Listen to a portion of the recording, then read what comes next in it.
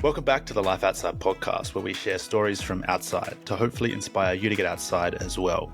My name is Cam Bostock, and on this week's episode, I chat to Michael Atkinson, known as Outback Mike online. Mike is an experienced adventurer specializing in unique expeditions on both land and water, utilizing his extensive survival skill set in real-world situations. Mike is also a filmmaker and content creator, sharing his adventures and knowledge with the world. His new film documenting his 1,500 kilometer journey along the Great Barrier Reef in a homemade dugout canoe is releasing soon. Mike talks all things adventure in this week's episode, including walking across the Saudi Arabian desert with a pair of camels, his time on the TV show Alone, and all the ups and downs of his most recent expedition sailing Australia's northeast coastline. We hope you enjoy. G'day, Mike. How's it going, mate? G'day, good, thanks. Good to be here. Thank you so much for coming on to the Life Outside podcast. You're a man who sort of embodies that life outside philosophy, which I love. Yeah, we're just talking before the show, but I mentioned that I've been following you for a long time on Instagram, and you are just outdoors doing things all the time, sharing your knowledge and wisdom with the world, which is really incredible, super inspiring, and I feel like I've learned a lot from you. So really, quite honored to have you onto the show and chat about some of your exploits and adventures today, man. Oh, thanks very much. Appreciate that. Yeah, of course. So you've done some pretty wild things over the last few years, some big expeditions. You've been on Alone Australia, which is super cool. I'd love to go back, a bit further back to before these huge expeditions. I know you were in the military and in some form, and teaching sort of outdoor survival stuff there. But even before that, where did this all start for you? You're an outdoorsman, and you're super into bushcraft and survival stuff, and you're super knowledgeable. Where did that start? Were you super outdoorsy as a kid? Yeah, because I grew up in Canberra, which everyone hates Canberra, but it's actually a pretty good place to grow up because it's close to the ocean and bushy mountains and also the snowy mountains. And our house backed onto like this bushland with a road cutting. So I always wished I was a farmer or out in the country, but I could sort of, pursue a lot of outdoor activities just from where I lived. And my family went camping a fair bit up in the mountains, down the coast. My dad took me fishing a lot. And so I just, for some reason, thought that stuff was really cool. I was also influenced by watching The Bush Tucker Man.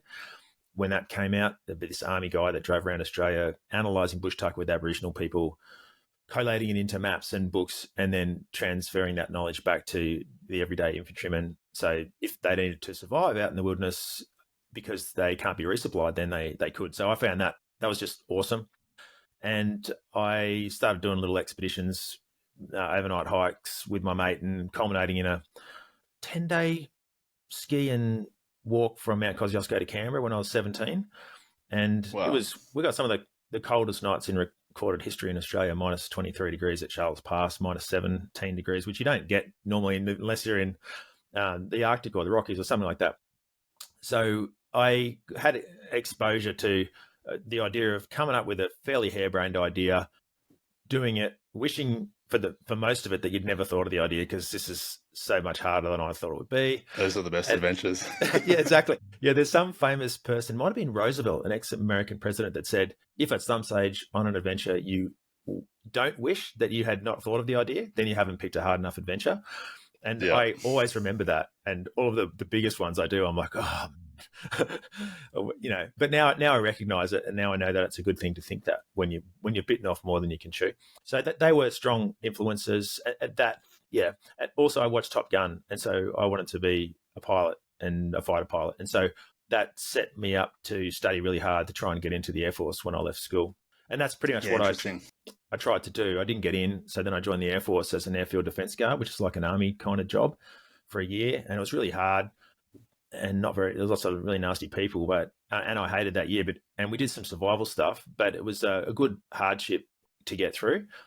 Still didn't get in as a pilot. So I traveled around the world for a year, just doing it real cheap because I was all on my own savings, and I was hitchhiking through, Canada, Alaska, a lot of stuff in the Middle East, working on kibbutzes, stuff in Europe, which is too expensive. So I was sleeping on trains and park benches. And that's when I started solo camping by myself, just to save money, like going through Italy, looked up these mountains going, it's probably nicer to sleep up there than it is on this train. So I'll just hike up there, and feeling really out of my comfort zone and scared because I didn't know what the risks were, even though it was Europe and I thought it was probably safe. I didn't know if there was lions and tigers and that was the first solo camping overnight, and then that continued throughout that year, and it just became normalized.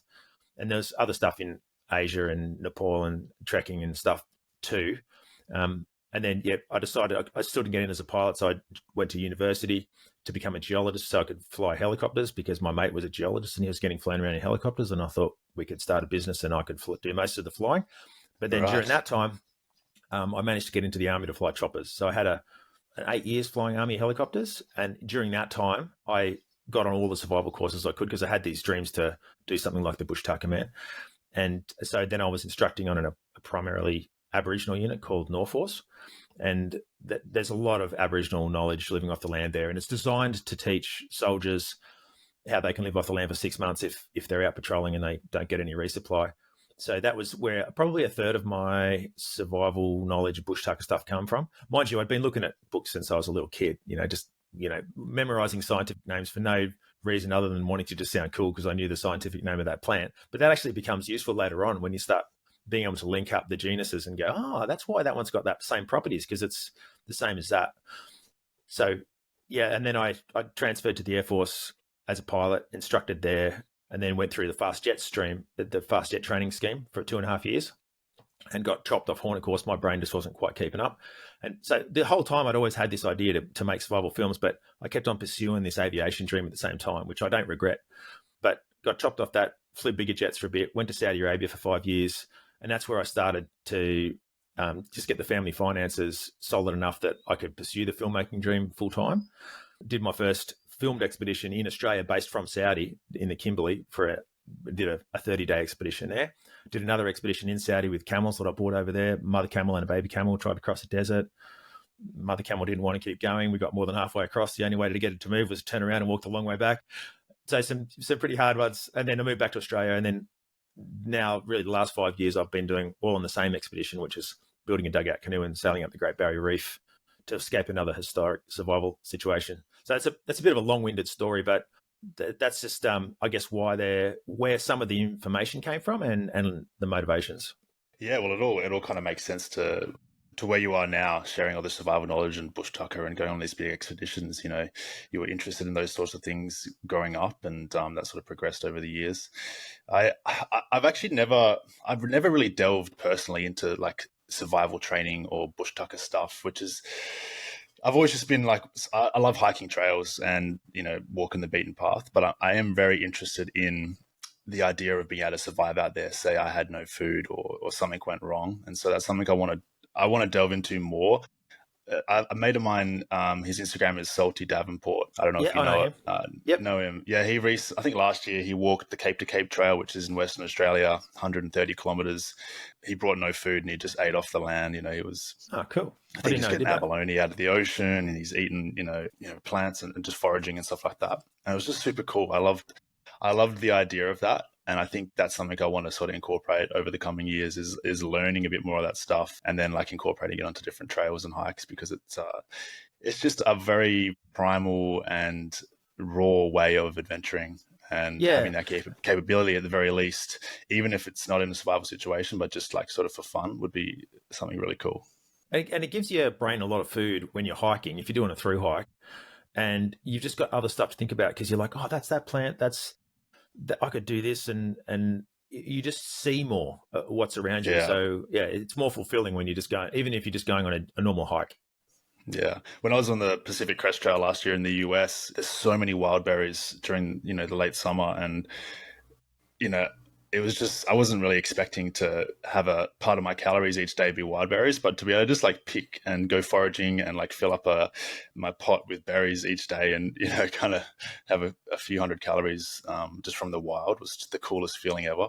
And I'm like, damn, I need to learn more about that. And that's part of why I love following you on Instagram. I think you posted a video just the other day of, eating witchetty grubs and, to cook them or not to cook them and that kind of stuff. And it's very intriguing to me. So yeah, it'd be cool. Maybe we should tee up a meetup sometime and go out foraging or something, because I'd love to learn from the master. But yeah, well, once cool. Again, most of that, or almost all that Bush Tucker knowledge isn't really mine. It came from Aboriginal people, and I'm still learning a lot as well. But the other thing too is there's a stereotype about survival and bushcraft, and in a way, it's kind of drummed up in theme with alone. But that I don't find that side of it appealing at all. It's more it's the non-flashy stuff. It's just being able to Mm, walk out there and not do it for show, but learn a different way of living and looking.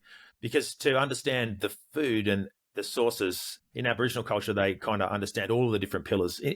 In Western culture, in universities, you'll have a total expert in ecology, then you'll have another one in science, and in physics, another one in chemistry, and you've got all these siloed levels of information, and the crossover between the disciplines isn't particularly strong. Whereas the Aboriginal understanding is everything is connected, and that they're generalists, but they're kind of experts as well as being generalists, and so that helps you to tie across the links to all the things, and that's a lot of the times the fall down in Western science is that they're so specialized in one thing they don't relate to the other thing. And that's why when they're doing research, when PhD graduates are doing research in Australian bush, they ask Aboriginal people to find the animals for them and show all that stuff. So that's what I find impressive, knowing all of the parts of the system. Like they're kind of the Matrix, you know. They yeah. understand the code.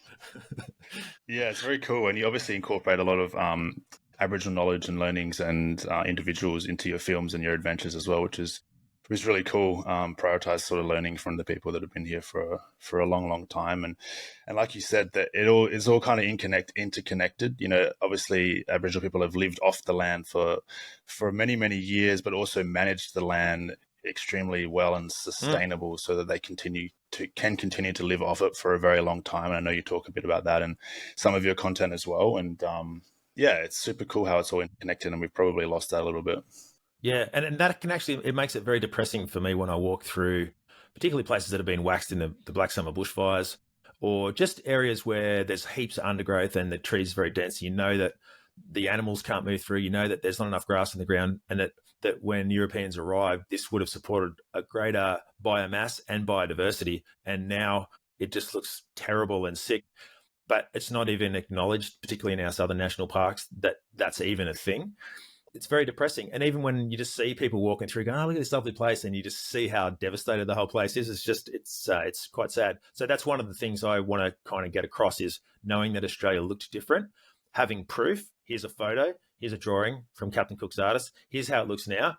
Which one do you think's better? And if you don't understand why it's better, here's the reasons why it's better. And it's an education process.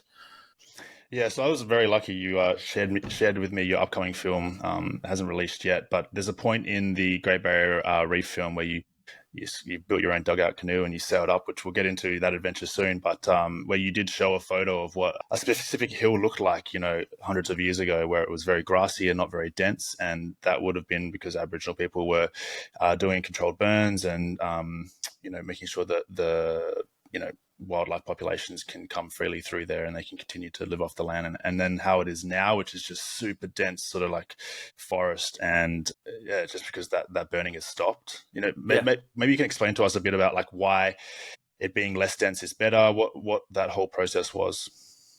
So if the bush is left to look after itself, the undergrowth grows very thick. The tree density is closer together. So it just builds up and builds up and builds up, and then lightning hits the ground. This is pre-European, before someone throws a cigarette out the window. Lightning hits the ground, and a devastating bushfire burns all the way to the coast, like the Black Summer bushfires. Aboriginal people would have seen that when they first got here a long time ago, and realised, probably by trial and error, that once a fire goes through, if they keep the undergrowth out of it and they burn at a specific time of year, they can replenish the grass, make it much easier to walk through. The grass is really the base of the food chain for a lot of animals, birds, all of the grass eaters, wombats, kangaroos, etc. And if they decrease the tree density so that the crowns of the trees aren't touching each other, the bushfires don't spread through the canopy if there happens to get up in there. That would have been the start of it. And then they realised that they could actually burn at certain times to stop a certain plant from seeding, so a desirable grass would be laid down. And they were literally adjusting the vegetation types based on the burning as well. And so they were burning for plants that were better for human consumption and for the animals that they ate. So that's how they created probably a magnitude of 10 times the amount of food and grass and seed a forage available for the native animals. So they were creating food for themselves and for the animals. So it would have been much easier to walk through. And a good example of that is Wilson's Promontory. Like, it's really thick and it has regular, well, when I say regular, devastating bushfires, it's had a history of really bad bushfires. And so now they're so scared of the bushfires that there's no burning. And now you can't really walk off the tracks because it's just so thick. And it just becomes a bit of a wasteland for the plants and animals as well as humans. Yeah, I mean, I was in Wilson's Promontory very recently, and it is very, very dense. And I guess once upon a time, it was not like that, and probably more well managed and less devastating bushfires were coming through. Australia is known for our intense bushfires, and in the 2020 we had some crazy ones, and it can get quite out of hand. So I know there's a continued debate about whether we sort of try and go back to the Aboriginal sort of land management ways, but it gets very political, doesn't it? Yeah, it does. But then, I mean, Charles Darwin did a tour of New South Wales, and he talks about it being no undergrowth, grass everywhere under the trees, and all that stuff. And Captain Cook, he drew it, he wrote it, he described it very accurately, and people still said, "Oh no, he was just saying he was painting what he wanted to see." The artists were, just were channeling Europe and all that kind of stuff. But then you go, "No, here's a photo from 1890." You can't say that was AI'd back in 1890. Yeah. So there's evidence. It's strong. Yeah, interesting. I'm sure you come across sort of these stories all the time, when you're out in Aboriginal communities as well. Aboriginal people tend to pass down knowledge quite reliably through generations, and you've talked to a lot of different people on your adventures as well. Yeah, and unfortunately for them, almost all of them have been removed from their land at some stage and either put back on someone else's land. So a lot of them lost that knowledge through no fault of their own. But luckily, there's just enough of them. One guy in particular that got that brain's trust of traditional burning knowledge, and he's created these accredited training programs, and he's going around Australia, Oh, wow. passing that on. So the answer is like right in front of us, and it is. National parks are taking that on. The further south you go, the slower they are, the more reticent they are. But the northern national parks, like Queensland, federal parks, they are like, yep, we agree. We acknowledge that the land looked different. New South Wales is still reticent to even acknowledge that it looked different. Yeah, interesting. Well, I'd love to talk a bit about your Dugout Canoe mission up the Great Barrier Reef to the northern tip of Australia, but give me a brief overview of the other two adventures, the one in Saudi Arabia and the one in the Kimberley first, because I think, did you create films for both of those adventures as well? I did for the first one. I haven't put the footage together for the second one yet. But the Kimberley one was, I'd actually tried it once before. I pitched an idea to the ABC when I was in the Air Force of escaping from a historic survival situation. But I only had a 2-week break and I had to do it in the holidays. It was the wet season. It should have been the dry season. It was a bit of didn't really work out, and we got hit by a cyclone and whatever. But so I basically, that kind of failure, I thought about what happened and that I really just needed to do it proper and have a certain amount of time. It had to be the exact right time of year. And so that's why when I was in Saudi Arabia, I basically put myself in the shoes of these two German aviators who ran out of fuel in their seaplane in 1932. They were flying from basically Indonesia to Australia at night, which is pretty risky.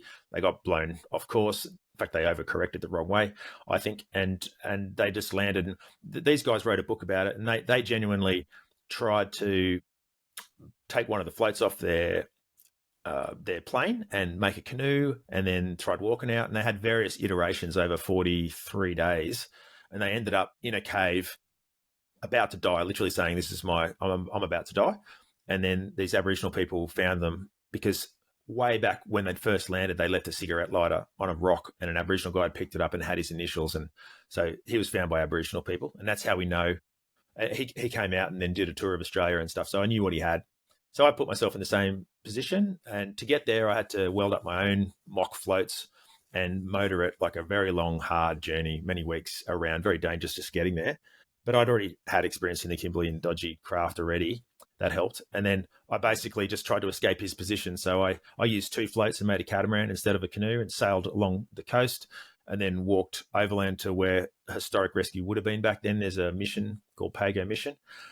And I filmed all that really carefully. I didn't have filmmaking skills before that, but I basically just YouTubed everything and learned how to fly drones, which is tricky when you're in Saudi Arabia where you're not allowed to have them. And there was many barriers, and everything I had to fly over with me from Saudi Arabia, and it was logistically very difficult. But I managed to get back to Saudi Arabia with a hard drive of goods footage, which I turned over a year of, after work, just putting into a film, and then released that. I entered it in the Banff Film Festival, which is kind of the biggest adventure film festival around the world. Became a finalist, went on the world tour, 40 countries, and I then a distributor. So when you have a film, if it's good enough, a distributor will pick it up, and then they will put it on Amazon and Apple iTunes and all those platforms. And so whilst it's probably only broken even as far as the money goes, it was just a look at the business model to see how it works. And also, I came back to Australia and did a tour with it to raise money for the Aboriginal community that had allowed me on their land. And that's also where my knowledge kept improving, because I was meeting these elders, and I had to meet them, but they wouldn't give me permission until I flew over to meet them in person and Right. drive around the community and all that kind of stuff, Yep. which at the time I was like, oh, this is such a pain. And now I realize they are some of the greatest takeaways I have, is those experiences, which would never have happened if I hadn't been making a film. Most people just go around there and just camp illegally and no one notices. But by being forced to go through that process, I've met the elders and learnt so many other things that wouldn't have had a clue about otherwise. And so I did a tour, and then I realized during that tour that actually the best money to fund this kind of adventure and film thing is to do a tour afterwards. So that's why I'm when we get later talking about the next expedition, that's why I'm about to do a roadshow tour. Incredible. Yeah, right. So that first Kimberley mission, that's croc country. You were sailing out amongst some dangers for sure. Did you have any things pop up that were pretty sketchy, or obviously you're following the footsteps of these two crash pilots? Yeah, well, one distinction though is that I don't do what they did. I just start with the same conditions and make up my own mind, because it's too unrealistic to try and follow someone else's story. And I mean, the weather could just be different, and so you can't. I think that's part of the charm, though. It's like, your new book's The Modern Castaway. It's like the modernized version of these old sort of survival tales. Your take on it, which is really cool. And it'd be boring for the audience too if they knew that it would end up the same as the other people. Yeah, for sure. Yeah. So the Kimberley does have some really big crocs, and I think the crocs in the Kimberley are more aggressive than the crocs in other areas. They're more likely to come over and grunt at you and swim backwards and forwards in front of you. Right. Whereas that behavior isn't as prominent in other areas. And this was in the dry season when they're not territorial. And I've seen other footage from Malcolm Douglas and stuff where crocs are doing that as well. So, yeah, I mean, I didn't have any particular crocs. Well, one was I was filming with my drone, and as I flew it back towards me, I could see the drone in the water. See the croc in the water as I came into land. And I was sitting, probably 20 meters back for that reason, in case a croc came out. And this croc just came over and just swam backwards and forwards like, he was aggressive. But had I been on the raft at that stage, then that could have been an issue, because I reckon he probably would have tried coming up. Whereas when I was on the raft, I had one sort of come over and check me out and then duck down on his way towards me, which is sometimes just them hiding. But that's also one of their attack methods, is they'll come towards you, they'll go underwater, and then they just come up, because the visibility is not that good. They can't see that far underwater. So they go straight towards you, they duck down, and then the next thing you know, they get you. But normally they're waiting in ambush as well. So yeah, there were some big crocs, but nothing like that snapped at me or anything. But it's a constant risk, and complacency is the thing that's going to kill you.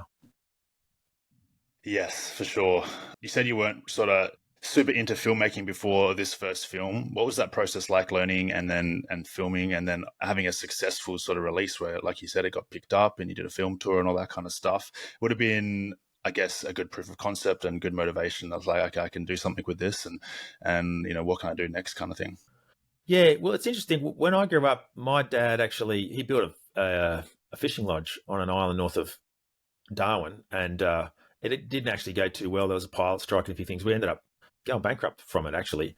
And after that, he started getting into making documentary films, and he made like this series So I got to see as a teenager behind the scenes how documentaries were made in the conventional sense. And there is a lot of misrepresentation of things, like I remember he had a fishing scene, a trout fishing scene, and he had no shot of the trout jumping. So we kept on driving up there to try and get a shot of a trout jumping, and it just looked this limp trout, just like trying to make it look like it had jumped out of the water, and the water was the wrong color and everything. And I just remember thinking, you know what, if people just made TV and shot it for real, it would be so much better. But even back then, to have a broadcast quality camera was $90,000. It was on your shoulder and it needed a big power pack.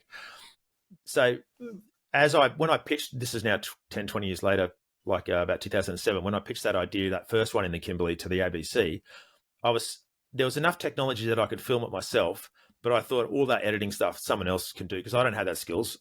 That's a full-time job to get to that level. But I do remember thinking at the time when I started going through that commissioning process for a program, and you start to find out that, oh, well, you're going to have to call up by a satellite phone and have a producer every day tell you with the direction that your survival story is going to go. I was like, it doesn't work like that. And that's just not going to be truthful. So I could see these issues, and I thought actually the way to do this the best would actually be to know how to do everything yourself. Mind you, I still tried to go through the conventional sense, but I didn't make it. So that's when I thought in Saudi, like, okay, I'm just going to set myself these tasks of YouTube and drones and making little clips and seeing how that works and what doesn't work and getting relaxed on camera. Like I'm an introverted person as well. And I used to hate it actually when Dad used to throw a camera in my face, and because I just felt really self-conscious, And I remember I had a Handycam in Perth when I was living there for 2 years in the Air Force. And I remember putting it on a shelf and just talking to it. I actually found the footage the other day because I got all of my mini DV tapes digitized. And I basically just stared at the camera and I basically had this conversation with it like, well, this is a bit awkward, isn't it? I guess I'm just going to have to get used to this. And I basically just had this conversation with the camera. And afterwards I looked at it and I went, oh, actually, that's not too bad. I just basically went, what's the worst case? If I just make a total twat of myself. Yeah. And that was a really useful process to go through. So, yeah, that solved a few of those issues. And, yeah, so when I put it together, it probably doesn't look like many of the other films that you see because I deliberately avoided formal storytelling film training because I didn't want to take on all those horrible habits that you see in commercial TV. Yeah. the contrived stuff. So that is why my stuff's fairly different as well, I think. But I'm happy with that. Yeah, well, it makes for a great viewing experience as well because it's as real as and raw. Audience can tell what's real. I think. Yeah, they can. In the grand scheme of things, it's a lack of respect to the audience that commercial TV has. Yeah, absolutely. It sounds like it was always meant to be with your father, sort of doing the documentary filming stuff when you were younger, and your interest in the outdoors and your time in the military. It all kind of culminated to what you're doing now. It kind of feels like that was inevitable in some sense.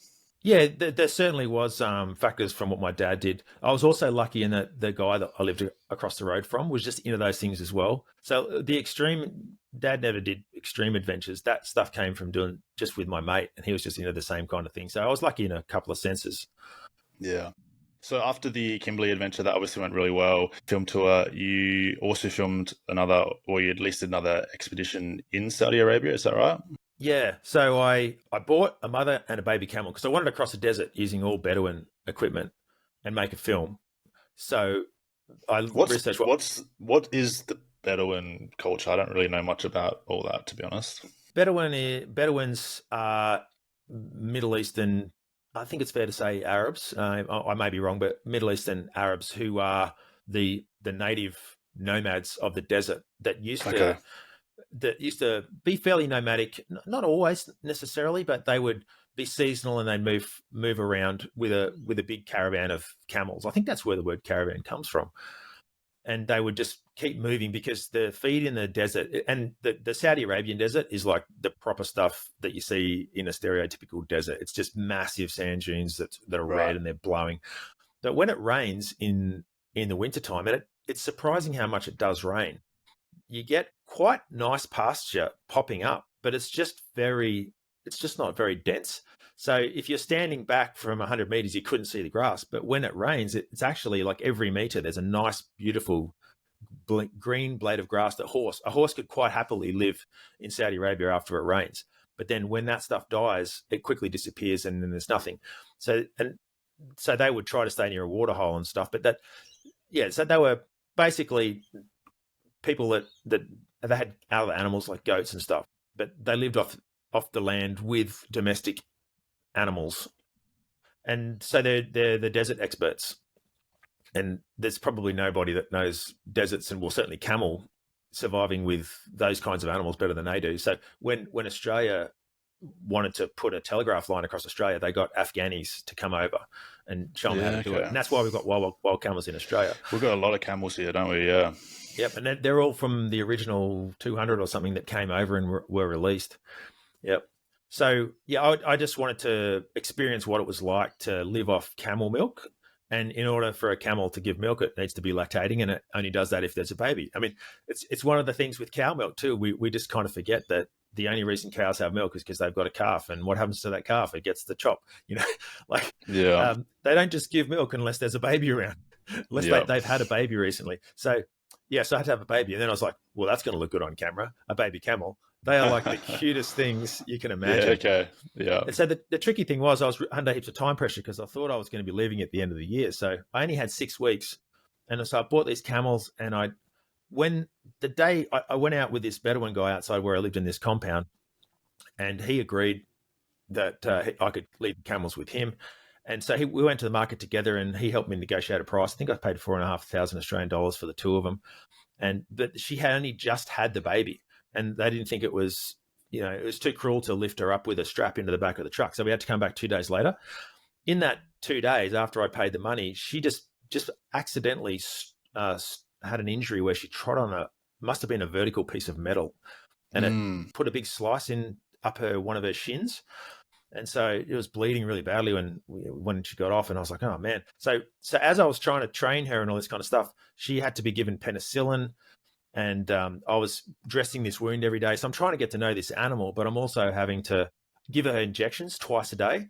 And camels are big, dangerous animals, and you've got to hold them down. And I'm the one pushing the injection in, but there was a trust between us. She knew that I had her best interest, that they are smart. And one time I saw on camera, I was filming me doing these things, and she put my entire head, put my head in her mouth. She put her whole mouth around my head, and she didn't squeeze. She could have squashed my head like a watermelon. And that's just one of their things. It's like a dog. You know how a dog will put their mouth around you, just tell you, hey, don't do that, but they won't squeeze. Yeah. So she knew. This is because I was dressing a wound on her when that happened. But anyway, so it was a bit of a strained relationship. And then because she had penicillin, her milk changed, and the baby was getting really sick, and it had like blood in its poo. So I had to force feed this stuff down its throat, and it was like screaming and yelling, and the mother was going off. It's a bit of a nightmare. I was, at the same time, I was doing a full-time job flying, and also having to make all the gear. So it was a very difficult situation, and I only got her to the point of being able to lead her on a lead 2 days before we left. And we in the back of a truck, and we drove to this desert, which I'd seen a fair bit of because I was flying around all the time during the day in instructing their Air Force pilots. And just started this trip across the desert, and the progress was very slow, and there just wasn't as much feed because it had been a winter where there was no rain, which was unusual. And she just refused to continue. And there was lots of difficult things that happened. Like I'm a white guy. Well, I'm partly brown because I'm Indian, but I was wearing Bedouin clothes. So I was wearing a thobe and like a headdress and all this kind of stuff, but I didn't speak Arabic. And so these Bedouins would turn up, and they'd be like talking in Arabic to me, no English. And I'd be like, no, it's all good. And to be honest, I was too busy just trying to hush my camel down and get safe for the night. So I was kind of like, sorry, man, I'm too busy to chat. And they called the cops. And so I got all these sirens in the middle of the desert at nighttime, patting me down looking for a gun. So there was all these different experiences which weren't ideal. Probably not something they've seen very often. No, this white guy walking through the desert with a lactating camel.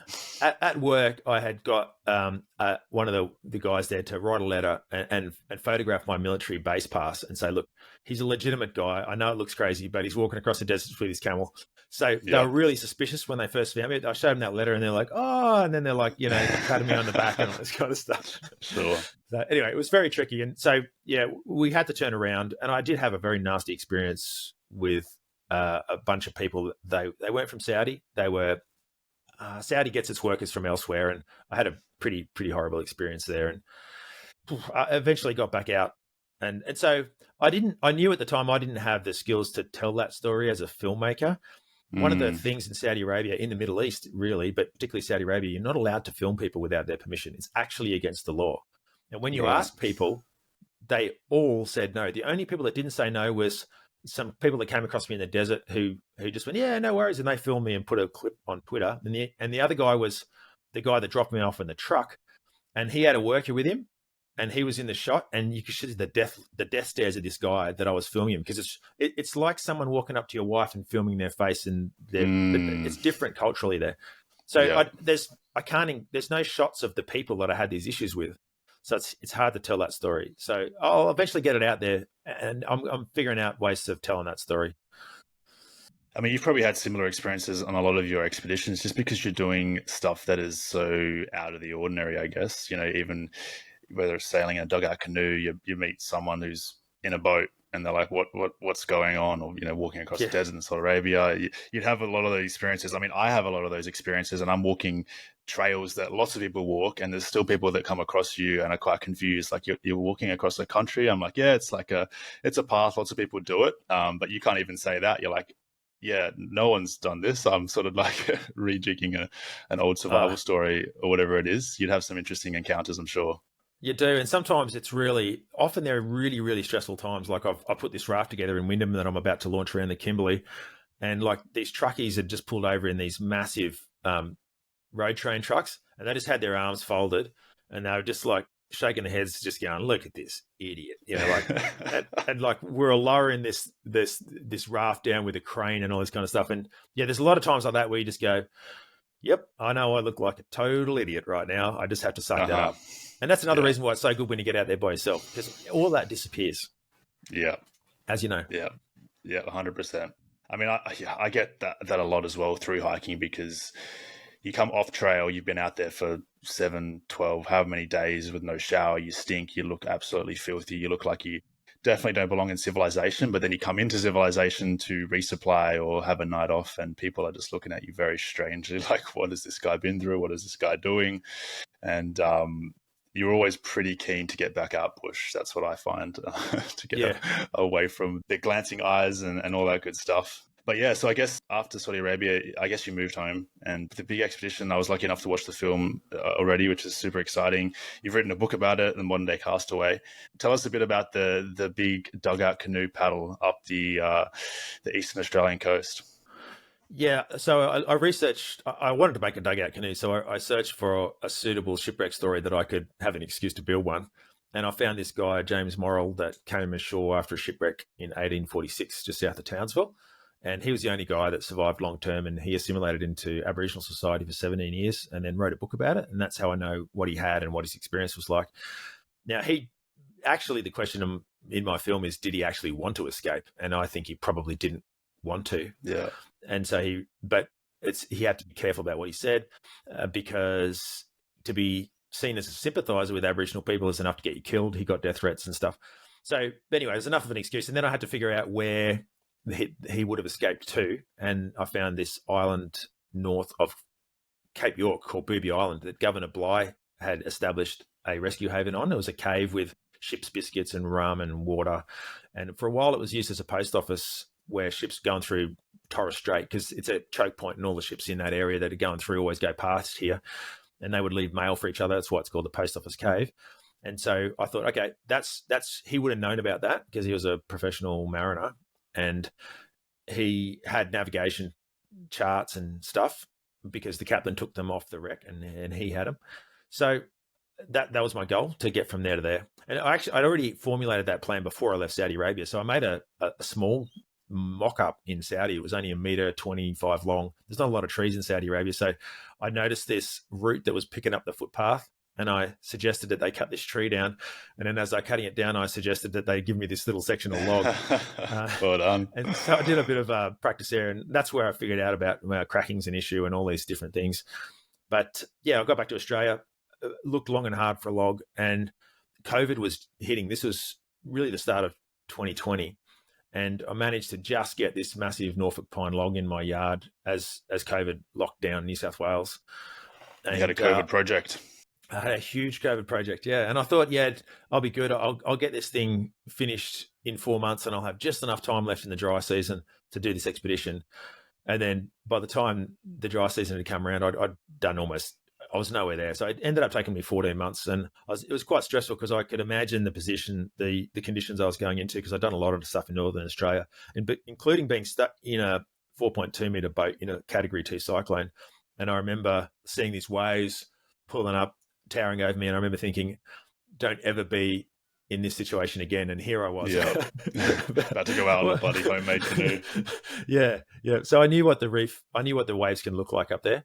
And that was my biggest fear. Sorry, I had a episode recently where I interviewed a friend of mine named Chris, and he sailed a canoe. It was they were paddling from New York to Ireland, and some of his stories as well of being out in the ocean.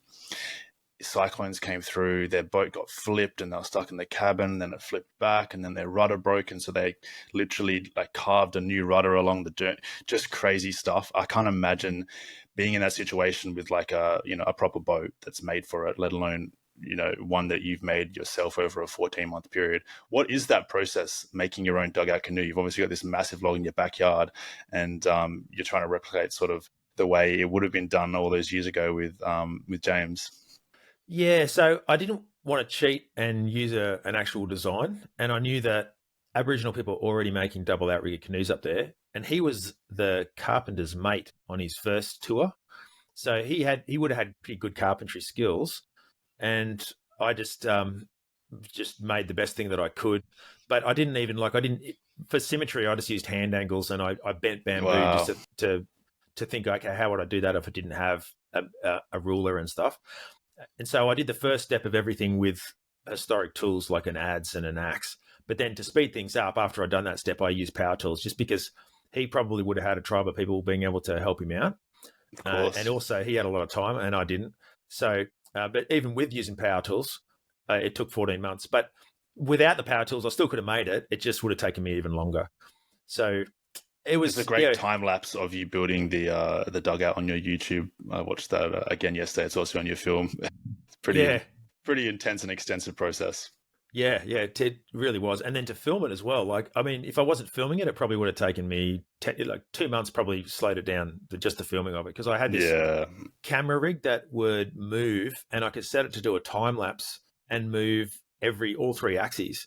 And that's one of the reasons why it's gone so viral, because it's particularly with a time lapse, it's really helpful to give you depth perception when the camera's moving, particularly over 2 hours. And that's why lots of other companies have, with my permission, cut that reel up and put it in little how to build clips on Facebook and stuff like that. And it's had about 3 billion views on those social media short cut up contents, which I don't see a benefit from other than they tag me and I get a bit of an increased following. Yeah, but it was tricky. Crazy. And then when I tested it, I was trying to wait for a suitable weather window, and it didn't arrive. And so I just had to launch in this not very good window. And this is down here on the ocean where I live at Port Stephens, which is about 2,500 kilometers from where I was going to be on the Great Barrier Reef. But I wanted to test it down here and figure out what might go wrong. And so I launched out of the ocean, and the top of the mast snapped and the wind switched offshore, and there was more outflow because there was flooding at that time, and I couldn't get back through these heads. I ended up having to call for help. And so my one and only test sail, I got rescued by the New South Wales Police. So and then you just went and started the expedition. Yeah, well, actually, I thought, well, it's unacceptable. I've already used up. I am so against the idea of ever having to call for help. And I might have been able to get out of that situation without calling for help, but I knew that if I called for help, then they were already in the harbour, and it would have been within their workday to come and drag me in, a 1 hour job. If I'd waited, it would have been 2:00 in the morning, Sunday night, with worse conditions. But I felt like the media would view it as he's already been rescued. How dare he? And so they put it on the cops put it on their Facebook page, a picture of me being towed in, and it kind of turned into a national media story. So I decided to take a small electric engine, just just because I felt I had to do something to decrease the chance that the authorities would have to spend resources getting to me. Because Cape York's so remote too. Like it's a huge amount of expense and resources to help someone out up there. How many kilometers as well was the journey going to be? It's probably, with all of the toing and froing, it's probably about 1,500, maybe just under 1,500 kilometers. 1,500 kilometers following the coast. Yeah, it's a long way. Yeah, So it is a long. You drove the boat up. Yeah. So I was rushed because COVID was kicking off again in New South Wales, and Queensland was making the murmurs about closing the border. Crazy so times. I rushed everything, which also impacts safety. Just got across the border, then got to Townsville. I was the one wearing the mask because I came from New South Wales, and then just total fluke as I got into the Australian Institute of Marine Science, who owns the site where this shipwreck survivor came ashore, and who were very generous in allowing me to access it. There was an outbreak in Townsville, and all of Townsville got locked down. So I got locked down in there, and I wasn't allowed to leave. Right. So I'm like, I'm going to be off by myself. Like, but still, I wasn't. They couldn't let me leave because they would have been breaking state regulations, and it's a federal government. So, and you're here trying to beat the season and the weather, the bad weather, and just like locked in town.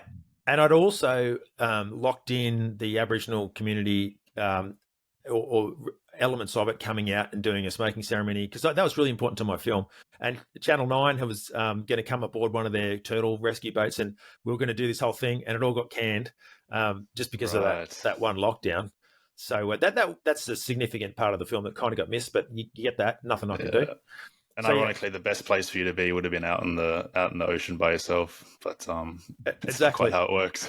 Well, because of where I'd come from, for the first 2 weeks, I couldn't interact with anyone without a mask on. So I was going to meet another elder further up the coast, but I'm trying to shoot a film, and I've got to be next to him, and I didn't want to have a mask on. So it really threw a spanner in the works in so many ways. And the year before, Cape York had been banned. They put a line across Cape York and said no one can go above it. So the whole way I'm like, oh man, I'm going to get to Cooktown. And then I was actually thinking about going no-com. So that was my plan, actually. If I heard murmurings that they were going to lock Cape York, I was going to just go go no-com. So I didn't know. But then that's a risk that I didn't want. That would have looked bad to the Aboriginal people, because it would have looked like, hey, he's taking the risk and we don't want to get sick, even though I was isolated for weeks. Yeah. All these complications. So many moving parts. Yeah. Which, anyone doing life in that time probably had to experience. But you did make it out into the water. Obviously, exhibition started, and how did it go? How were the first couple of weeks? Did you have an expectation of how long it would take? Because I mean, you're a married man, you've got kids back home as well. It's obviously quite a dangerous adventure. What was that whole dichotomy like of how long am I going to be away? What are the dangers? What are the risks? I thought it would probably be between 2 and 3 months, depending on how many big blows there were, because it's the dry season, it's the trade winds, and you'll have periods for 2 to 3 weeks where you cannot. The wind's so strong, the sea's too big, it's not safe to move. And I just wondered how many of those I would get. So I was lucky to begin with that it was quite calm for the first week, and it allowed me to at least get used to the canoe a little bit. But there was some weaknesses in the canoe, particularly the rudder, which I had kind of had a bit of an inkling about because I'd noticed a knot right in the middle of the rudder shaft.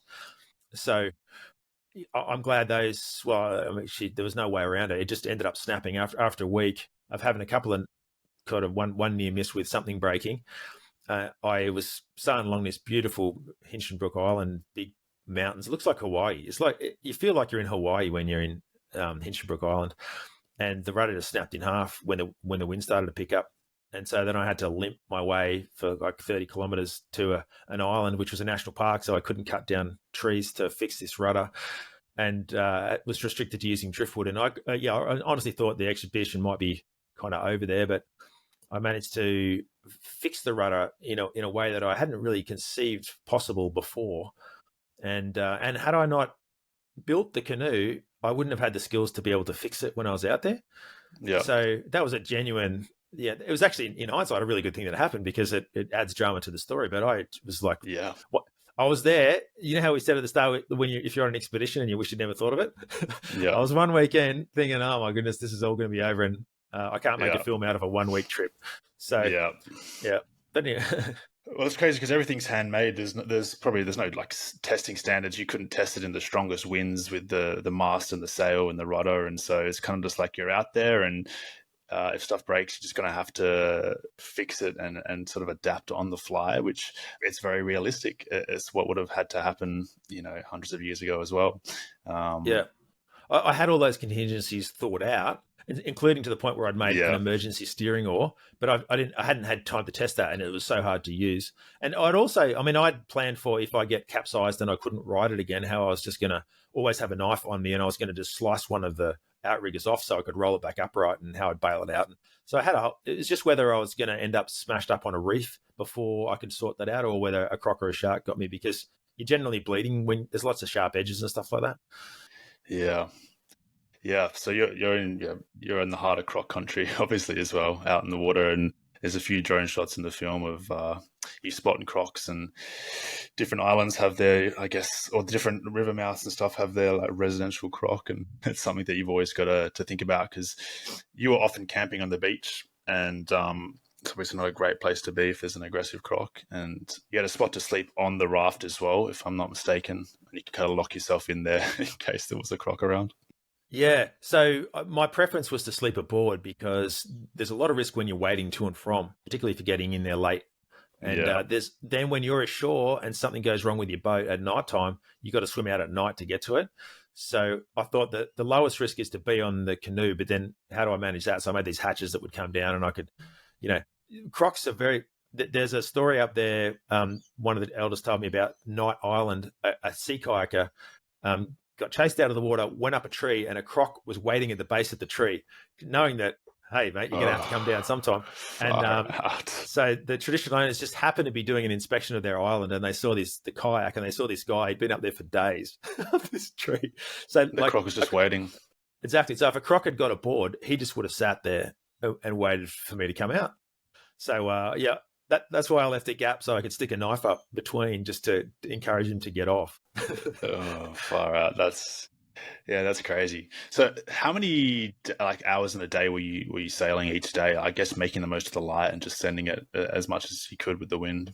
Yeah, once I got my procedures down pat, I would try to be on my way at first light, and then the risk was it would be very dangerous to end up still be sailing at night time. So it's like, okay, the last safe place that I can stop and still have some method of safety. But a lot of the time I was just totally committed. If I don't get to this island, or I get blown downwind of it, I'm going to be at sea at night up here. It's going to be real bad. So I had to get a few times. But yeah, I would try to anchor behind. But then if a really big blow came up or the wind dropped completely, then I would go ashore. And they were the times when I'd try and gather bush tucker on land if it wasn't a national park.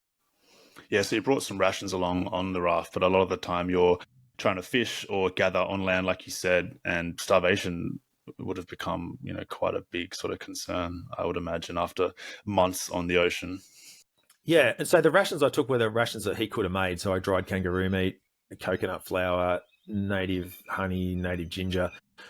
But yeah, there wasn't heaps of those rations. So yeah, my condition did start to go downhill, and I started getting really tired, and that plays on your mind. So you don't just have the option to wait out bad weather forever, because your physical condition will mean that when you do get going, you're not strong enough to lift the mast, or yeah. So that there's these competing factors. So particularly towards the end, I got stuck on an island for 10 days, and there was lots of issues behind that, and under all this pressure to keep moving.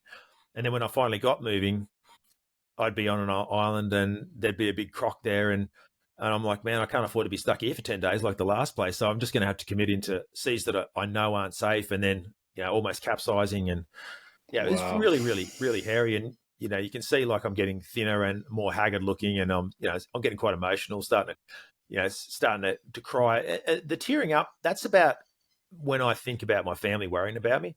And so my mum was following me on my satellite tracker, and things started getting real dodgy. I'd send off more little pings just because I thought, okay, if the authorities start looking for me, at least I'll know where my last position was more accurately.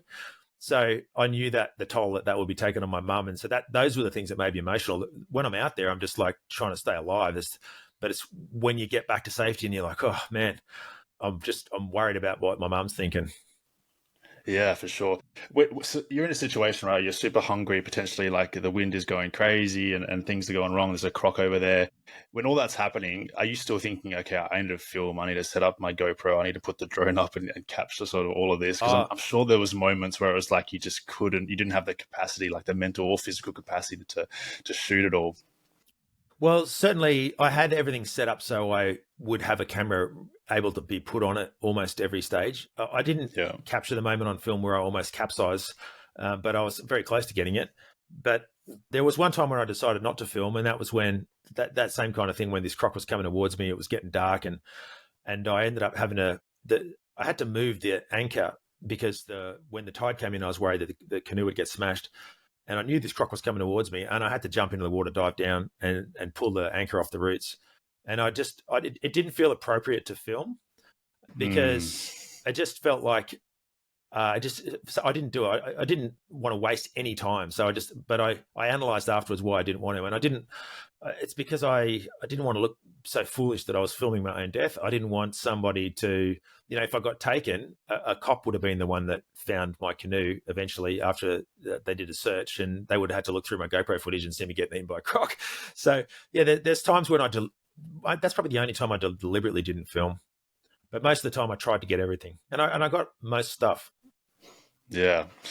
Yeah, that's intense because I know how hard it is to film when you're out on adventures and there's all kinds of stuff going on. I've never been in a situation where it's potentially life or death to that sort of extreme level, and to still be able to capture and tell the story is pretty amazing. It's gonna be really cool when that film releases and people get to see exactly what you're talking about.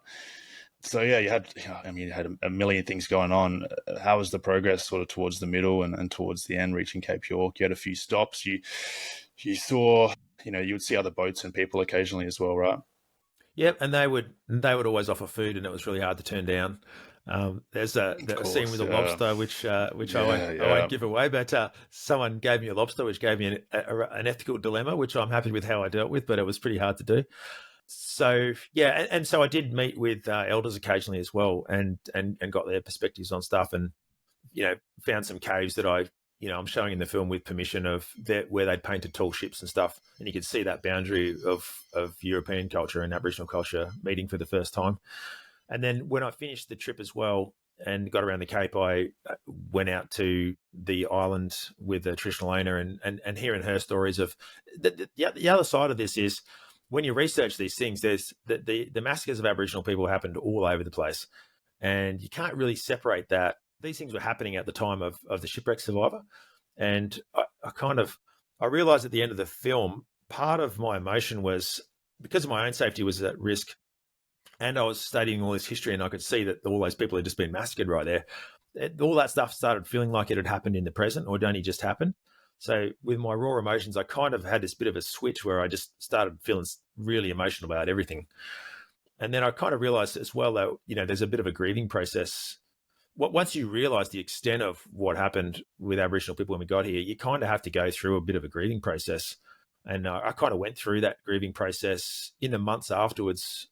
It's probably been going on for about a year or two. I think I'm over it now, but even when I went on alone, I was still feeling that. Like when I first got onto the land in Tasmania, and they asked us to do like an acknowledgement of country, and I did, and I was really quite emotional. I had COVID at the time, so I could barely speak, and my voice was really croaky, and they probably didn't include it because they never mentioned that I had COVID, which was quite relevant to my survival situation. But I was really quite blubbery, and that's because I was still going through that grieving process, because I could look around at the land down there, see how devastated it is from an environmental point of view. I'd read the books of the history of that area and how the line that they made across Tasmania to get rid of all the Aboriginal people, and they all got removed, put on an island. So you could, that kind of stuff just kind of really hit me, and it still did. I'm starting to get over it now, though. But yeah, so it's a grieving process. Yeah, interesting. So it would have been a very intense finish to that journey because you've got this grieving process that's begun, with all the people that you've talked to, and and finishing and seeing that island at the end, and then also the relief of making it to the end of such an intense and dangerous and long journey, and being able to go back home to the family and integrate back into regular life, which is never an easy thing after being so distanced from it. It would have been, an emotional time, no doubt. Yeah, it was, but it was also awesome, like to be alive, and so it's your appreciation is so reset, mostly for safety, but food and all that stuff. Just it's amazing getting all that stuff. Yeah. And then when I drove home, I caught up with my friend Sophie, who was finishing a trek across Australia with camels, and I joined in with her for a few days. So that was pretty cool as well. Yeah, incredible. What was the first feed you had after the canoe trip, after eating dried kangaroo, honey, and fish, basically, for however long you're out there? Well, I bought I bought an iced coffee and a cherry ripe, and so I filmed myself eating it, and I just let out all of this emotion for about 40 minutes on camera, and then I thought that's the most emotional stuff I've ever shot. That's going to be amazing. And then I went around to turn off record, and there was no noise. And then I on the card, the back of the camera is saying card full, and I realized none. Just after I pressed record, the SD card had filled up. Right, you missed it. But as far as that tasted fantastic. But my first meal was proper meal was the chicken parmigiana, and it come straight off the grill in this thing, and I burnt the crap out of my mouth, but I couldn't stop eating it, and I had like blisters inside my mouth for weeks. Yeah. Oh, far out. Yeah. That's that would have been a good day, no doubt. So you obviously filmed this whole adventure. The film's almost done now. What was it like? You talk about having a full SD card when you're filming yourself at the end there. Are you carrying a ton of SD cards? Are you had solar panels, I believe, on the raft, right, to charge everything up? That the logistics of filming a trek like that is so remote, you're not really having access to any way to offload footage or charge things, efficiently. That would have been really tough. Yeah, enormously tough. And without the prior experiences on the raft in the Kimberley and managing those things, so I had triple redundancy on everything, and fairly quickly was down to my last option within the first week, which I just kind of just scraped by with the rest of the time. I was limited how much I could fly the drone. The solar panels, I didn't realize that the base that I put them on was a little bit flexible. And when you tread or bend a flexible solar panel just a little bit, every time you tread, it breaks the little filaments inside. So the efficiency of the solar panels went from putting out 50 watts per panel down to about 3. So by the end of it, it was barely charging. So there was lots of problems with that. But my general rule was at the end of the day, wherever I was, I would download all of the footage from all of the cards into a hard drive, and then I would charge all the batteries up. And then every week I would I'd back up that other hard drive into another Ziploc bag, which if I went overboard would go with me, because I knew that I'd lose my laptop and everything. In my survival kit would at least I'd have most of the documentary. So yeah, that was a long process and would take up 2 hours a day, and then constantly managing the batteries dying from saltwater ingress and the connections dying dealing with salt water would make everything exponentially harder as well, right? Like nothing can get wet. Yeah. One of the limiting factors was my just the salt water getting on my phone charge, because I had to bring my phone because I needed to speak to traditional owners whenever I got in phone coverage, which wasn't very often. But it's also how I interface with a lot of my camera gear, including like the rig that moves by itself, how you fly the drone, and a whole bunch of things. And so I got to the point where I couldn't charge my drone. So the only cheat I had the whole thing was I got a guy in Cairns to buy an Apple iPhone cable. And no, in fact, I got him to do the wireless one because I think the port was rusted in my phone, so I could at least set it on top of this cradle and charge it that way. Yeah, so that was a limiting factor. Next time I'll bring a spare phone. I'm very interested in how you filmed it all. What was your setup? So did you have like multiple GoPros? Did you obviously had a drone? Were you filming from multiple angles? Did you have like mounts everywhere on the raft? Yeah, I had. So my primary camera was a nice $6,000 Sony SLR, but that I almost never used that on the water because it would just get wet and it wasn't waterproof. So on the raft, I had 2 GoPros, which I had set up mounts. I drilled all these holes around the canoe that I could just slot a stake in that without doing any fancy connection and all these. So that's how I got at least fairly cool angles around the canoe. And I also had it set up, just on a little GoPro Jaws mount, so I could just quickly turn it around. So I always like to have that ready to go facing me. And I like to always have, if I thought something was going to happen, I'd put a GoPro on my head. So I'd always have two angles like that. A lot of the time I didn't always get the two, but they worked. The limitation with the GoPros is after months of salt water getting into the doors get jammed, and so by the time I finished, one GoPro the door was unclosable, so it was not waterproof, so it couldn't really be used anytime on the raft. And the other one I had to use Leatherman to close it. Wow. And then so just to charge it and take the SD card out was a real nightmare. Yeah, so I had 3 drones, expecting I'd lose a couple, but I didn't lose a single drone. But I went through a lot of practice. I Velcroed a pool noodle underneath because I had to catch it by sailing backwards on a very difficult to steer raft, flying the drone. I made this mount that I could hold in my belt, so I could have one free hand to just like reach up and grab the drone, and some hairy moments like that. But it worked. Well, you did an incredible job as someone who's was able to see the film, man. It's amazing, and looking forward to it releasing. What's the plan for the release? Is it going into a film festival, that kind of stuff, doing a similar thing to your first film? No, this one I'm going to start off with a roadshow tour. So my plan is to go all around Australia, and my plan at the moment is to hire out a school gym because I want people to be able to see the canoe and do a talk afterwards. And cinemas aren't really set up for that, and cinemas are also quite expensive to hire. So I've been having a bit of trouble booking schools this week in Queensland and New South Wales. So I'm about to put a call out on social media to if people have friends and family that are involved with high schools. But the idea will be turn up at a location, spend 20 grand on my own cinema equipment, so I know that it's good and that it works.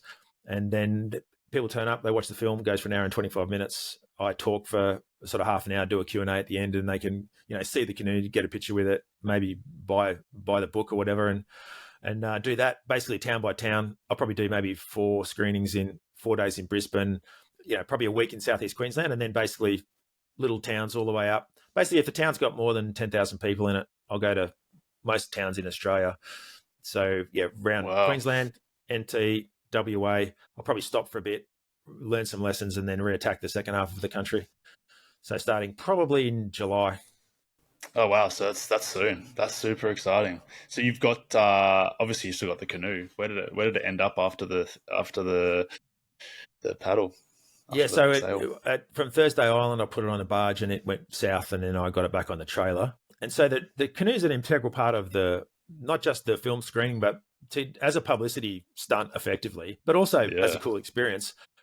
When I get to each state capital before I start the tour in that state, I'm going to live off bush tucker on the canoe. So in Brisbane, I'm going to launch out the front, try and spear some stingrays and stuff at those islands out the front, and then just bush tucker my way up the Brisbane River and, hopefully getting interviews with radio stations and Sunrise and all that kind of stuff.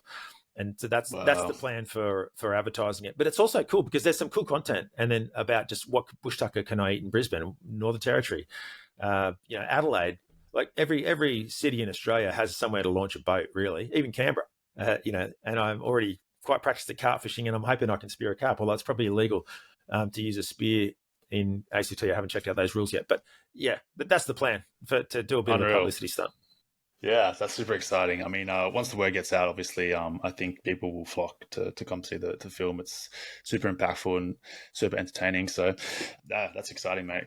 Keen for the national tour. Hopefully, many people come out and see it. You obviously are on Alone Australia post this adventure. Was that 2022? You're on Alone, is that right? Yeah. Yep, in 2023. Right. Yep. Yes. I'm sure all these other expeditions, played a pretty integral part in preparing you for an experience like that. Is that something that you kind of always been interested in? I've been a huge Alone fan for a long time, ever since the US version sort of started, and there's been some incredible winners of those seasons. Is that something you had watched before, and when Alone came to Australia, you were like, okay, I want to take part in that? Well, I knew about Alone because I'd been pitching my own survival series, I guess, when that had kind of started, perhaps, but I'd never really watched them all. But then my mate just texted me, must have been January 2022, and just said, hey, there's this Alone Australia thing. So I applied for that straight away. And then I kind of watched all the American ones. And then I'm like, oh, yeah, this this is good. This is, obviously in line with a lot of the other stuff that I do. Although this one's easier in many ways in that I'm staying in one spot and I've got modern equipment. But staying in one spot, I was actually really looking forward to that because I one of the reasons I move all the time is it just makes it a lot more interesting for the viewer. To stay in one spot, it's a much more of a slow burn, and that's what alone is. Alone is a slow burn. Yeah. I was looking forward to that side of it, and I did enjoy that side of alone. Is just staying in one spot, because when you do stay in one spot for 64 days in Tassie, you notice the little things around, like even the paddy melons. There was 4 of them really within my range, and they had different personalities, and one was really, really skittish, and another one was more kind of nonchalant, and he would let me get within kind of maybe 5 meters, but no closer. If I had a spear, I could have nailed him. We weren't allowed to use them. We weren't allowed to throw anything. So that was interesting, and seeing the seasons change. So when I first got there, I looked at the arc of the sun, and we were there pretty much near the winter solstice. And by the time I don't know, spoiler alert, they pulled me out. By the time I'd left, the sun was the hours of daylight had changed dramatically, and I could see, I was watching the plants really closely, like stinging nettles. I could see the little like waiting for him to start growing. They're just starting to grow out, So Wow. seasonally, that was really nice, being able to see a season change. Unfortunately, you had all the time in the world to notice all those little things, didn't you? Yeah, I did, but I was also very busy, so but I would regularly take breaks, and when your metabolism slows down, you just need to take more breaks because you just feel tired, and so I would just basically work for 50 minutes, sit down for 10 minutes the whole time. I would sleep for 8 hours a day, but for the other 16 hours a day, I was always doing something productive. Yeah, and that's probably a big reason why you lasted so long. Obviously, spoiler, but you made it to the final 2 and unfortunately got pulled. What were some of the highlights, maybe some of the biggest challenges and lowlights of those, was it 64 days that you were out there? The highlights, well, yeah, the watching things change over time was a highlight. The lowlights are just the difficulty of the restrictions, really. And I sympathise with why they're there. And so you just had to not really argue against that and just abide by the rules. That was frustrating. But I actually, I made a lot of improvement in those traps, and I ended up getting a paddy melon in my trap. They didn't show it. So that was quite satisfying. And then that paddy melon and a quoll, I got a quoll in my trap as well. Wow. They broke through the net, because in order to make more traps, I split my paracord fibers down into the smallest strand, and they just weren't strong enough to hold a paddy melon when it's at full speed. It was very close, but it just managed to break through the net. So then I made it an entirely new net by splitting my tarp. When you make Christmas tree decorations and you get the paper and then you slice it and you pull it apart like that. Yeah. So I had this tarp. So I made this enormous net, that's pulled out like a huge Christmas tree decoration. Right, and it was so strong that when I pulled it, like those Bunnings tarps, they're really good. They're like ripstop, and even you can't pull them apart. So when I was removed, I had a rock solid net that was proven to catch paddy melons and was strong enough to hold one. So, it wouldn't have been much longer before I got one. Yeah, which obviously could have changed a lot of things. I'm sure you would have stayed out there a very, very long time. Stranger to being out alone in the wild for extended periods of time. Was it challenging being alone? Obviously, that's the name of the show, and that's obviously something that wears on a lot of people, and a lot of people tap out very early for that one reason, just that the isolation is tough. With your experience, was that a big challenge for you? No, it wasn't an iota. I didn't notice it. So, and that's only just because of the amount that I'd done. And like I said, I just done the Barrier Reef with no assistance, no safety crew, nothing. Charging all my own cameras and doing absolutely everything. So in many ways, this was like a bit of a glamping trip with no food. Like it was staying in one spot. I didn't have to constantly worry about dying and stuff. So it was quite good in that regard. I could just relax and enjoy the surroundings. Yeah. Yeah. Okay. So your season was in Tasmania. I think other Alone Australia seasons have been not in Australia, in New Zealand. Do you have like, what do you think would be the perfect location in Australia? Because obviously there's quite a lot of restrictions in Tasmania with the ways you could hunt, with the things you could hunt and kill and that kind of stuff. You think there's other options? Yeah, I mean, it always comes down to getting clearances to go places. I mean, of course, I'd love to see it in Northern Australia. You know, I think the issue with that is that people are more likely to be able to get food and then it goes forever. Yeah, So really, that's why I think the American season is done approaching the Arctic winter, because there has to be an endpoint. So, maybe there's a scope for a different show where they just put it in and it's like, okay, it's going to be a longer time. Maybe it's going to be 8 months or something. So it'd be cool. But once again, I got no control over that stuff. It's just you just got to play with what you're given at the time. what would your pitch be for like the perfect survival show if you could create it from scratch and had full control over basically what the game was? That's exactly what I just made with my own film. There you go. Yeah, and I don't have to pitch it to anybody, because that's a problem. When you pitch ideas to networks, they always want to change it for different reasons. It's got to be appeal to a general audience, and Yeah, there's reasons why they do that. But there's also, they're not survivalists. They have their own preconceptions about what survival should look like, and a survivalist needs to get out there and show them what it's actually like. You know, and so that happens in some of the Elaine series. Like that can happen, but it's, I don't know. I guess that's what I'm striving to do, is make something where people can really see what it's like. There's pluses and minuses of both kinds of programs, but that's why I'm making mine the way I make them. incredible.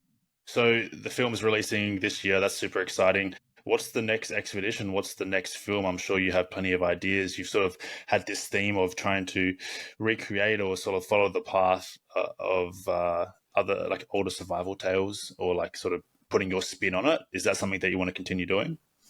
Yeah, for sure. I'm gonna move away so much from the feature film release side of it and do more YouTube. Like, YouTube is where the eyeballs are at, and it takes years to make a feature film. I just want to make Yeah. content and get it out more quickly. So this really, yeah, I want to put out 12 really good YouTube episodes a year on 12 really amazing different adventures. I still want to keep up the like weekly Instagram reel, like the kind of how-to thing. And on an adventure, I can make a little reel about, oh, that's pretty cool. I might just talk about that for a minute, and kind of grow that way. But I do see YouTube as the platform with the most freedom to do what you want, the most opportunities that come your way, and also the most money coming in to be able to support the next one that you go on.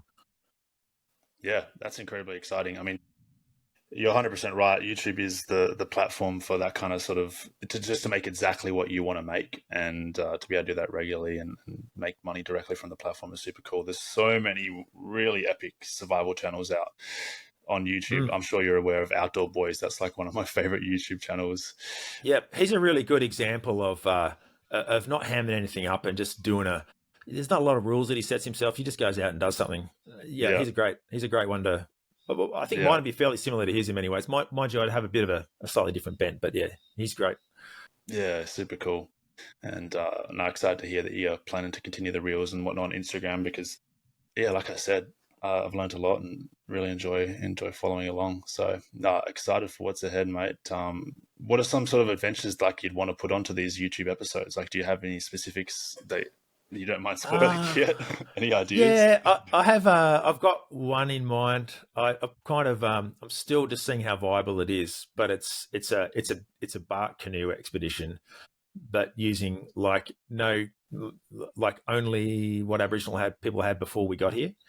And Wow. there's a nice long river in Australia that fits the bill quite nicely. I won't. You'll probably guess which one it is, but there's stuff there. Yeah, but I know that once the ball starts rolling, like you just have one opportunity after another just starts to present, and I'll just follow that ball. But I don't think anyone has nailed Southeast Australia yet. Like, you have back to basics, and a lot of guys that are doing a lot of awesome stuff in Northern Australia. But as far as like the kind of stuff I do, no one's really done that in Southeast Australia, and that's where I live. And I've been on my eye out for a whole bunch of different cool stuff to do down here. I've got a massive long list, so I'm looking forward to making the most of where I am down here too. Unreal. That's super exciting. Well, man, thanks for coming on to chat. Where can people follow your adventures? What's your Instagram website? Give the listeners some. Outback Mike, basically. If you just Google Outback Mike, on Instagram, it's Outback_Mike. But my website's outbackmike.com and YouTube's Outback Mike. And if you want to see my film, I'll be broadcasting it on all those channels. There's also on my website, outbackmike.com, there's a thing where you can register to know when the film comes out. But just watch my socials and you'll see what I'm up to, and I'll be screaming from the rooftops when it comes out. Incredible. Yeah, go follow along. Like I said, one of the best follows on Instagram, and obviously some cool stuff coming on YouTube. Films coming out potentially July. So Aussie Winter, get on board and go support Mike and everything he's doing. Super exciting. Thanks again, man. No worries. And I just want to say, it was really interesting watching your following. I was watching it very closely so I came across you when you were finishing the New Zealand hike. And then I was watching, he's got a lot of followers. I was trying to reverse engineer why that was. And then when you started doing the PCT, it just started going like 50 grand a day, it almost seemed like. And you went from about, I don't know, 300 to like 650 or something. And I was like, yep, I see what this is. Lots of Americans have always thought about doing the PCT. Here's an Aussie guy. He's good. He knows what he's doing. He's a good content creator. Follow. And Instagram must have just spread that out to every American that likes to hike. And it was really exciting to watch. So yeah, well done. Yeah, it was wild. And there's pros and cons to social media, isn't there? But one of the big pros is you can reach a lot of people very quickly if you make sort of impactful, valuable content. And I was quite blessed on the PCT. Obviously, yeah, it resonated with people, and it was super exciting. And that seems to be what's happening with you as well, with the regular content you're putting out on Instagram as well. Like all of it's going super viral and blowing up, and people are jumping on board, which is super exciting. Yeah. Cool. Well, thanks for listening to this episode, guys. If you did enjoy, make sure to follow and rate us 5 stars on whatever platform you're coming to us from, and I'll catch you on the next one. Cheers.